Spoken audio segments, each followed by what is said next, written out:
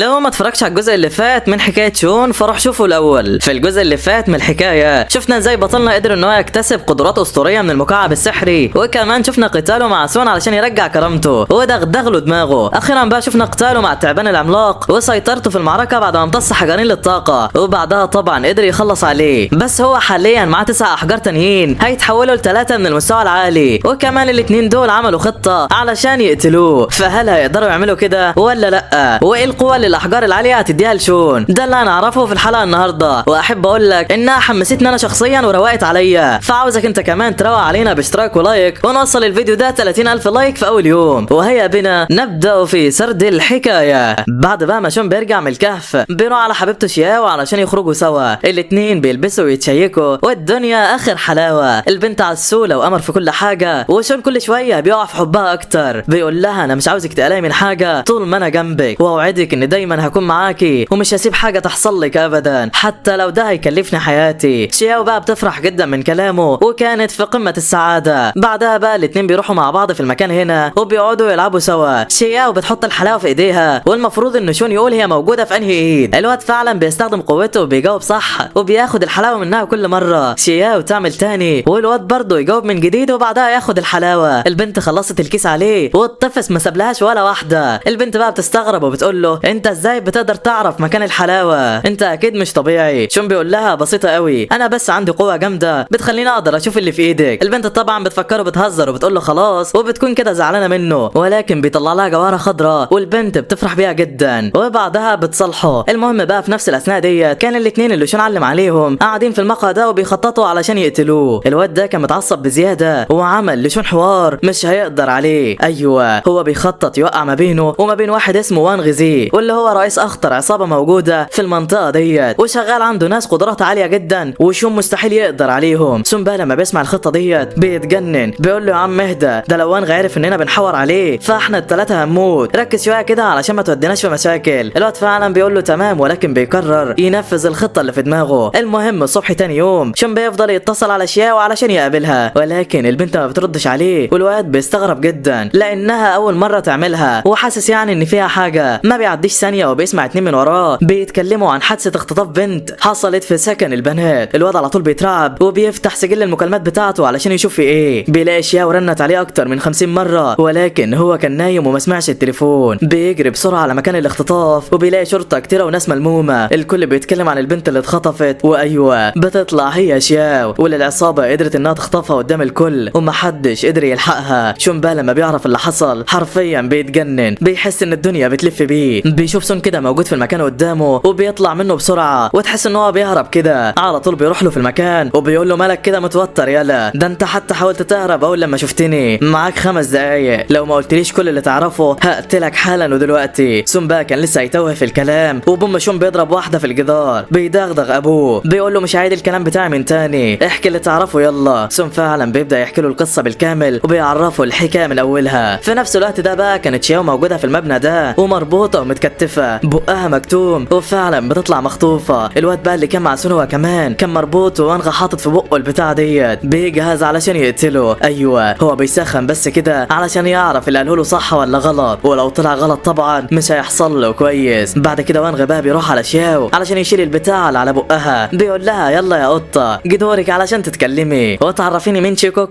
وانت علاقتك بيه ايه، والا هعمل فيكي زي ما عملت في اللي قبلك. شياو بتقول انها ما تعرفش حاجه وما تعرفش مين اللي اسمه شيكوك ده. الواد بقى لما بيسمعها بيتعصب جامد وبيزعق لها وبيرفع ايده علشان يضربها. كان خلاص هيضربها ولكن العجوز ده بيوقفه، بيقول له بلاش تاذيها دلوقتي علشان شيكوك ممكن يهجم علينا في اي لحظه، ولو لقاها متعوره ممكن يغضب وما نعرفش نسيطر عليه. الواد فعلا بيسمع كلام العجوز وبيسيب البنت في حالها. العجوز بقى هو كمان بيقفل بقها من تاني وما حدش فاهم اي حاجه. في نفس الوقت ده بقى سون كان بيحكي اللي حصل مع شياو وليه وانغ خطفها من الاساس. فالواد ابو شعر احمر ده كان عارف ان وانغ في واحد ضربه زمان بطلقه في صوابعه قطعت له 2 منهم. الواد ده بقى كان اسمه شيكوك، ووانغ فضل يدور عليه ليل نهار ولكنه ما قدرش يلاقيه، وعلشان كده الواد ابو شعر احمر ده راح عليه وقال له ان شياو هي البنت اللي شيكوك لحقها من زمان، واكيد يعني هو بيهتم بيها وهيجي لو انت قدرت تخطفها. وعلشان كده شياو اتخطفت منه ووانغ اخده معاها هو كمان. انا بقى لما عرفت بالخطه بتاعته ما وافقتش عليها، قلت له انا ماليش دعوه بيهم يا عم، ولكن هو صمم يوقع نفسه في مشاكل وزمانه بيتعجن دلوقتي. شون بقى لما بيسمع الكلام بيقول بيقول له تمام، وبيعرف ان شياو ضحيه الالعاب الكلاب دول، وبيساله عن المكان اللي هي فيه. سونبا بيقول له عليه، بس بيعرفه ان المكان ده فيه وحوش خطيره جدا وهو مستحيل يقدر عليهم. شون بيقول له تمام مالكش دعوه انت، وخلاص كان رايح عليهم. الواد بيندى عليه من تاني وبيحاول يوقفه علشان ما يتقتلش،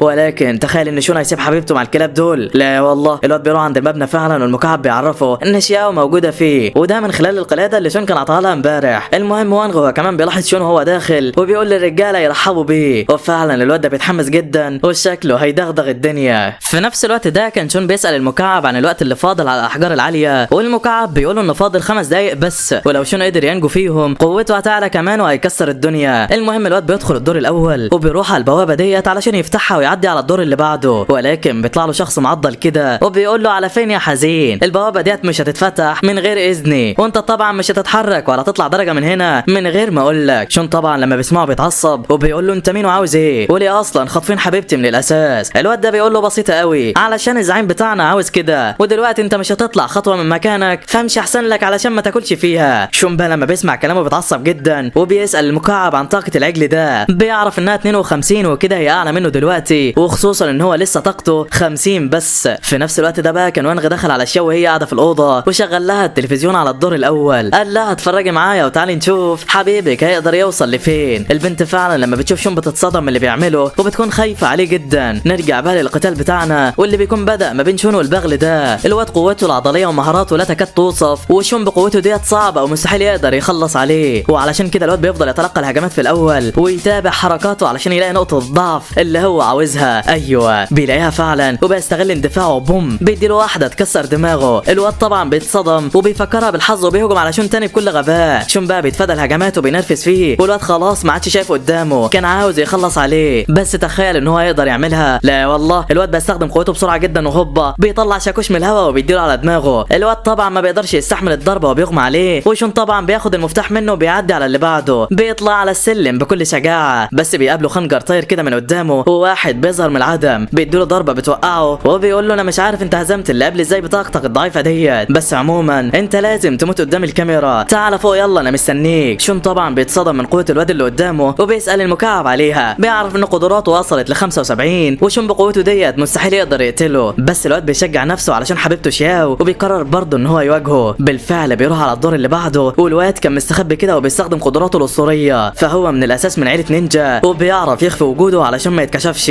بيهجم بعدها على شون من ظهره وبوم شون بيديله واحده تكسر دماغه. الله، هو عملها ازاي؟ وبيتضح ان المكعب بيعرف شون بتحركات الواد ده بالكامل، واي مكان بيطلع منه هيلاقي القلم التمام مستنيه. الواد طبعا بيتعصب وبيهجم اكتر بكل غباء، ولكن بالمكعب التمام هياخد الضربه التقيله يا صديقي وربنا يبعدها عنك تاني. المهم الواد كده خلاص انتهى بمساعده المكعب، ولكن في الادوار اللي فوق صعب جدا يقدر يخلص على الناس اللي فيها، وبالذات يعني الدور الاخير. بالفعل الواد بيوصل للدور الثالث وهناك بيقابل عجوز معضل كده اسمه هيون. العجوز بيقول له عاش عليك، قدرت تعدي من الاثنين اللي قبلي، لا وكمان وصلت لي هنا. شون على طول ما بيستناهوش يكمل كلام وبيهجم عليه بكل غباء، بس العجوز بيصد الهجوم بتاعه وبيحدفه في الارض قدامه، بيقول له هجومك حلو وكل حاجه بس طاقتك ضعيفه قوي. وبنكتشف ان هيون قوته معديه ال 100 يا صديقي، وشون حرفيا لا حول ليه ولا قوه قدامه. العجوز هو كمان بيمسكه من رقبته وبيحاول يخنقه، والواد بيعافر بكل قوته علشان يقدر عليه، بس للاسف العجوز قوته تفوق الخيال وشون خلاص كان هيموت. على طول بقى بتيجي في باله فكره وبيستخدم سكينه الشخص اللي هزمه قبل شويه. هيون بيمسك ايده ديت ولكن الواد بينقلها للايد الثانيه وبيفك نفسه في ثانيه. بيسال بعدها المكعب عن الوقت الفاضل للاحجار العاليه، بيعرف انها دقيقه بس اللي فاضله، وده معناه ان لو شون قدر يعيش دقيقه كمان هيقدر يخلص على العجوز. بس هيون ده قوته تفوق الخيال وبيمسك الواد ده حرفيا يدغدغ دماغه، بيكسر دراعه وبيرميه في الارض، وشون قدامه مش قادر يعمل اي حاجه، بيحاول عليه بكل الطرق ولكن برضه ما كانش قادر. بياخد ضربه كمان بكل طاقته وبيقع على الارض ما بينطقش تاني. هيون بقى كان لسه يفرح بانتصاره وبوم بيحس بطاقه مرعبه جايه من شون. ايوه الواد اخيرا امتص حجر الطاقه وقوته بتزيد بجنون. بيخلع التيشيرت بتاعه وبيبص عليه بعد ما شاف نفسه وبيقول له عاش عليك، احنا كده خلصنا التسخين بتاعنا، يلا بقى نخش في المفيد. هيون بقى لما بيشوفه بيتصدم وبيقول له يلا بينا. بيهجم عليه بكل غباء وهوبا انت هتكتر ولا ايه؟ ده انا شون عمك يلا. بيديله بالبوكس في ثواني وبيدغدغ ابوه، وهيون ما بيكونش فاهم كل القوه ديت جات له ازاي. بيحاول يهجم عليه من تاني ولكن خلاص يا حبيبي شون فالك بالحجر العالي وهيكسر كل الخوالي. وانغ بقى لما بيشوف اللي بيحصل ده ما بيكونش مصدق عينيه، مش عارف الواد ده جاي من انهي مصيبه، بس المساعد بتاعه له بيهديه بيقول له ما تقلقش لسه قدامه الدور الاخير، وهناك البنت اللي لو خلعت السوار فاحنا شخصيا لازم نهرب من المكان، فخليه يطلع لموته يعني، وادينا قاعدين بنتفرج. بالفعل شون كان طالع على الدور الاخير وجسمه كله متكسر مش قادر يتحرك. بيسأل النظام عن طاقة الاتنين اللي في الدور الاخير، ولكن المكعب بذات نفسه مش عارف يحددهم من هنا، والقتال في الحالة ديت اشبه بالانتحار. بس الواد بيشجع نفسه من جديد علشان خاطر حبيبته، بيقول حتى لو انا هموت مش هسيب يحصل لها حاجة. بيطلع لفوق فعلا وبيوصل لحد الباب وبوم بيفتحه، بيلاقي الاتنين دول قدامه مستعدين كده على الاخر وشكلهم مستنيينه. ومن الاخر كده شكلنا هنشوف عظمة يا صديقي. المهم بقى لحد هنا بيخلص الجزء الثاني بتاعنا. لو عاوزين الجزء الثالث اكتبوا لي في التعليقات. بس احب اعرفك يا صديقي ان دول هم كل الحلقات اللي نزلت لحد دلوقتي، واول لما حلقة جديدة تنزل ان شاء الله اعملها لك، والحلقة هتنزل يوم السبت اللي جاي فاستناها وان شاء الله هعمل لك عظمة.